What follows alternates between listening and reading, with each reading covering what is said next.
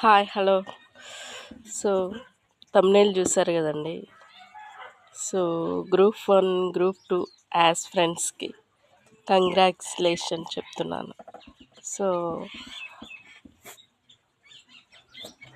నిజంగా job select కావడం చాలా గ్రేట్. 3 సార్లు గ్రూప్ 1 రాసిన వాళ్ళు 3 సార్లు ఎగ్జామ్ రాసి క్యాన్సిల్ అయ్యి ఎంతో సఫర్ అయినా కానీ తిరిగి రాసి సెలెక్ట్ కావడం గ్రేట్.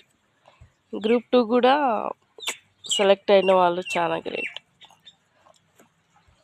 అసలు నిజంగా ఎన్ని సఫరింగ్ ఫేస్ చేయాల్సి వచ్చింది ఎట్టకేళ్ళకి జాబ్ పొందడానికి. ఒక కొలిక్కి వచ్చింది. సో నేను గ్రూప్ 1కి సెలెక్ట్ కాకపోయినాను. గ్రూప్ 2కి ఫస్ట్ ఎగ్జామ్ 2 పేపర్స్ రాశాను. మళ్ళా ఎకనామిక్ అవి రాసే టైంకి నాకు బస్సు మిస్ అయింది, నేను రాలేకపోయాను.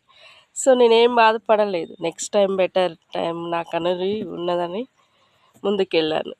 సో నాకు చాలా హ్యాపీగా ఉంది. ఎందుకంటే అసలు ఫస్ట్ స్టార్టింగ్లో 3 సార్లు ప్రిపేర్ అయ్యి రాసినప్పుడైతే క్యాన్సిల్ అయినప్పుడు నేను పడ్డ సఫరింగ్ మీరు కూడా ఫేస్ చేశారని నేను అనుకుంటా. అసలు ఇట్లా బుక్ ముందర వేసుకొని ప్రిపేర్ అయ్యి చదివి నాకు ఆల్రెడీ సైట్ వచ్చిందండి. అబ్బో, కానీ చాలా దేవుడు హెల్ప్ చేశాడు. ఫర్దర్ నోటిఫికేషన్కి ప్రిపేర్ అవుతున్న వాళ్ళు ఒక కాన్ఫిడెంట్గా ప్రిపేర్ కావచ్చు. ఎలాంటి ఏమంటారు ఎలాంటి టెన్షన్స్ లేకుండా ఉంటాయనుకో. బుక్ మామూలుగా ఉంటాయి కానీ ఇప్పుడు నమ్మకం అనేది కుదిరింది. జాబు కొట్టుకోగలము అన్న నమ్మకం అనేది వచ్చింది. సో ఆ విషయంలో నాకు హ్యాపీ అనిపిస్తుంది. సో గవర్నమెంట్ ఎంతో విధాలా ప్రయత్నం చేశారు. మనం కూడా పోరాడినాం 3 సార్లు ఎగ్జామ్ రాసి అమ్ముకోవడం ఇలాంటివి చేయడం.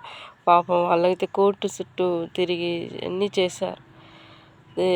ఏదైనా న్యాయం గెలిచింది. దేవుడు అనేవాడు ఉన్నాడండి.